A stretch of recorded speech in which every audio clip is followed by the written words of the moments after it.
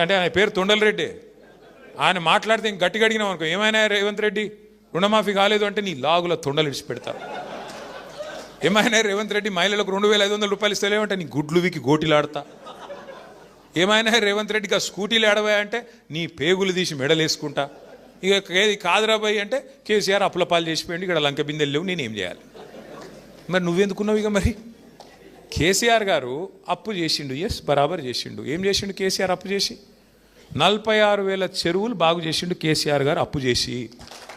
Yes, KCR అప్పు చేసిండు. 1000 గురుకుల పాఠశాలలు పెట్టిండు. ప్రవీణ్ అన్న లాంటి మంచి ఆఫీసర్ని పెట్టి 6.5 లక్షల మంది పిల్లగాళ్ళను చదివించిండు. ఎస్, కేసీఆర్ అప్పు చేసిండు.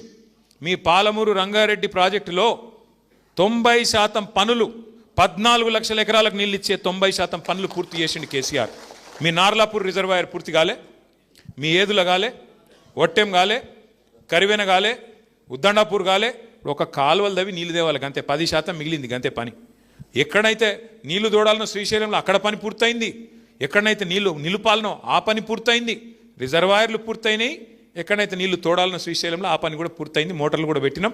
మొదటి పంపు ఆన్ కూడా చేసిండు కేసీఆర్, నీళ్లు చూపెట్టిండు. మీకు ఉన్న పెండింగ్ ప్రాజెక్టులు పూర్తి చేసిండు. మీ జిల్లాలో 8 లక్షల ఎకరాలకు నీళ్ళు ఇచ్చిండు. ఇంకొక 14 లక్షల ఎకరాలకు నీళ్ళు ఇయనికే 90% పూర్తి చేసిండు కేసీఆర్ గారు. దగ్గర 35,000 కోట్లు ఖర్చు పెట్టి అప్పు చేసిండు.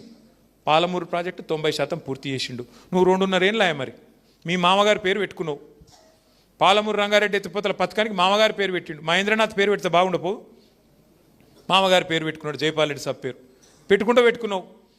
మరి జైపాల్ రెడ్డి సాబ్ మీద ఏమైనా కోపం ఉందో ఏమో తెలియదు నాకు. ఆ పనిని ముడతను కూడా ముడతలేడు. అది పూర్తి చేయవస్తలేదా? 2.5 ఏళ్ళు అయితే 90% అయిపోయింది. 10% అంటే ఏనుగు పోయింది, తోక చిక్కింది. అది తోకను గుజని కూడా అవుతలేదు నీకు 2.5 ఏళ్ళ. ఏం పాలమూరు బిడ్డవు మరి నువ్వు? పాలమూరు బిడ్డ అంటే ఆయన ఉద్దేశం చూడండి మీరు. 90% పని పూర్తి అయిపోయి 6 నెలల మిగతా పూర్తి చేయొచ్చు. అది పూర్తి అయితే ఏమవుతుంది? కేసీఆర్ చేసిండంటారు. ఆ రిజర్వాయర్లని కేసీఆర్ ఉన్నప్పుడే కట్టిండంటారు.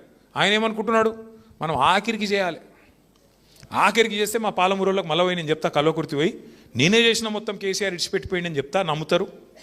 కనబడతలేదా అందరికీ? కరివెన కనబడతలేదా? వట్టెం కనబడతలేదా? ఉద్దండాపూర్ కనబడతలేదా?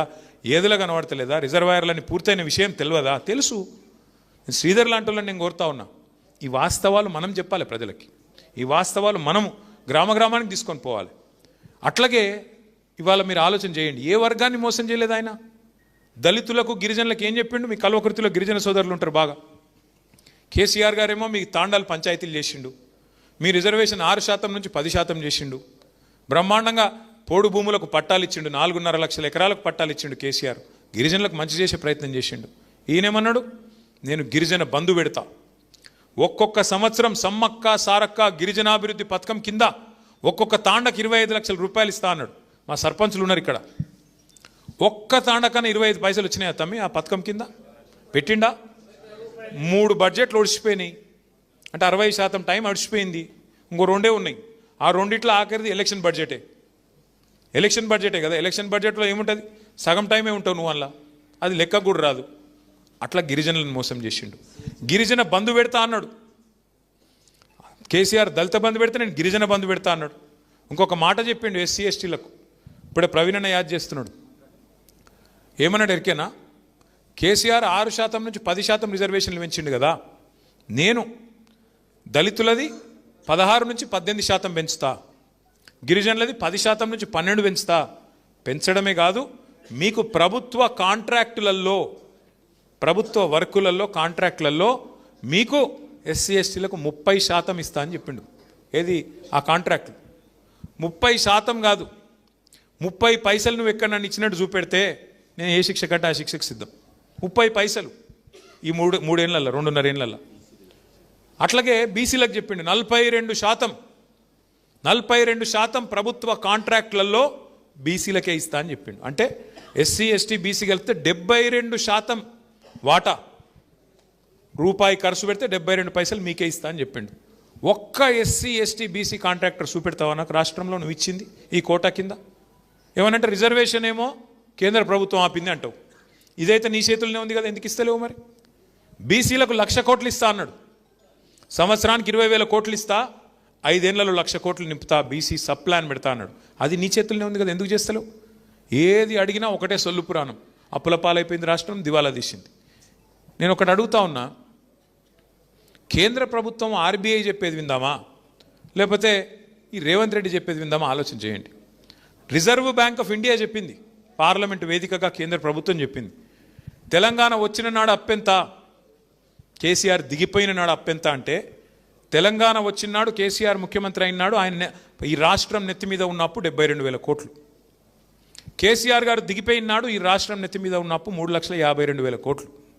అంటే కేసీఆర్ ప్రభుత్వం చేసింది 2,80,000 కోట్ల అప్పు. మరి కేసీఆర్ ఏమేం చేసిండు? మెడికల్ కాలేజీలు కట్టిండు, కాళేశ్వరం కట్టిండు, పాలమూరు 90% పూర్తి చేసిండు, 1000 గురుకుల పాఠశాలలు పెట్టిండు, జిల్లా కేంద్రాలు చేసిండు, కలెక్టరేట్లు కట్టిండు, పోలీస్ కమిషనరేట్లు కట్టిండు, మీ చెరువులు బాగు చేసిండు, ఇంటింటికి నీళ్ళు ఇచ్చే పథకం పెట్టిండు, 73,000 కోట్లు రైతు బంధు చేసిండు, 30,000 కోట్ల రుణమాఫీ చేసిండు. గిన్ని కేసీఆర్ చేసిండు కదా. 200 పెన్షన్ 2,000 చేసిండు, గిన్ని చేసిండు. కళ్యాణ లక్ష్మి ఇచ్చిండు, కేసీఆర్ కిట్లు ఇచ్చిండు. ఇక నీకు ఎన్ని చదవాలి నేను? గన్ని చేసిండు కేసీఆర్. నువ్వేం చేసినావు మరి చెప్పు? నువ్వు కూడా ఏం చేసినావు మరి? 3,70,000 కోట్ల అప్పు చేసిండు రేవంత్ రెడ్డి ఇప్పటికీ. మనం మొత్తం 10 ఏళ్లలో 2,80,000 కోట్ల అప్పు చేస్తే, ఈ మహానుభావుడు 2.5 ఏళ్లలోనే 3,70,000 కోట్ల అప్పు చేసిండు. మరి ఎవరికి పోయినాయి పైసలు అవన్నీ? రైతు బంధు పడతలేదు, రాహుల్ బంధు మాత్రం జోరుగా నడుస్తుంది. రైతు బంధు లేదు, రాహుల్ బంధు మాత్రం ఫెంటాస్టిక్, మంచిగా మూటలు. ఈ మధ్యన ముఖ్యమంత్రి గారు అంటున్నాడు డైలాగ్, కొత్త డైలాగ్ నేర్చుకున్నాడు, నేను మారిన మనిషిని. మారిపోయిందంట, కరెక్టే, మారిపోయినావు.